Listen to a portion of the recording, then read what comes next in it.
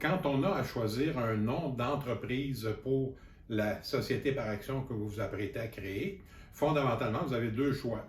Vous pouvez décider d'avoir une société par action dite numérique, donc, par exemple, le 9247-2244 Québec Inc., ou vous choisissez un véritable nom d'entreprise. C'est votre choix. Ma préférence très marquée, je vous dirais, c'est vers un nom d'entreprise, puisque les compagnies numériques ont mauvaise presse. Hein? C'est souvent des choses qui sont faites à la dernière seconde, et ça donne toujours l'impression que le siège social d'une compagnie numérique, c'est sous le pont après 9 heures le soir.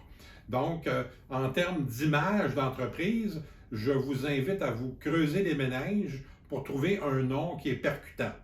Un nom d'entreprise comporte 3 segments: le générique, le distinctif et la particule. Un exemple, les immeubles génériques, ODE distinctif, particule INC.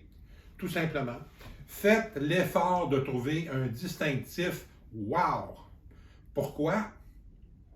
Question d'image. Premièrement, vous pourrez recycler votre distinctif dans tout votre organigramme. Donc, si vous choisissez d'avoir un holding, une société qui fait des offres d'achat, une société qui achète des immeubles, bien, vous pourrez maintenir le même distinctif au travers toutes vos compagnies, ce qui est très avantageux. Ça serait, par exemple, dans mon cas, Société de gestion ODE Inc., les immeubles ODE Inc. et ODE et associés immobiliers Inc. Vous voyez que ODE, c'est le tronçon commun, le tronc commun de toutes ces compagnies-là. L'autre beau cadeau, c'est que vous allez vous assurer que le nom de votre société par action, particulièrement le distinctif, est disponible comme nom de domaine. Pourquoi? Bien, c'est simple, ça va vous permettre d'avoir une adresse courriel de prestige. Hein? Au lieu d'avoir Tiluc à hotmail.com, vous aurez ODE à immeublesaudet.com. Pas du tout la même chose. La première proposition fait très amateur. La deuxième, ça donne l'impression que l'investisseur est bien rodé, ce n'est pas improvisé, il sait ce qu'il fait. Donc, c'est ce que je vous souhaite, de trouver un nom intéressant pour votre société par action et d'aller chercher le nom de domaine. Ou vérifier si le nom de domaine est disponible. Très simple. Moi, j'utilise godaddy.com. Beau, bon, pas cher. C'est peut-être une vingtaine de dollars par année pour avoir une adresse de prestige, comme je vous mentionne.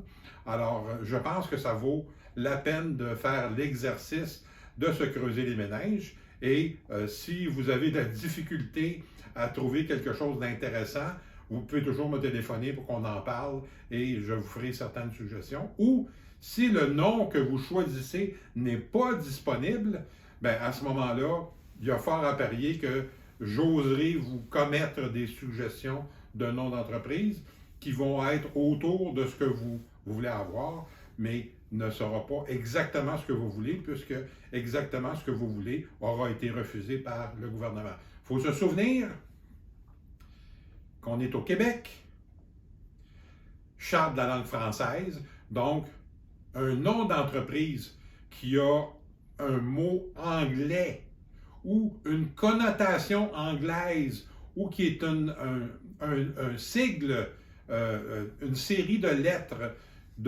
qui est reconnue en anglais comme ayant une signification, bien, ça risque d'être refusé par le registraire des entreprises. Donc, il faut faire attention à ça. Voilà.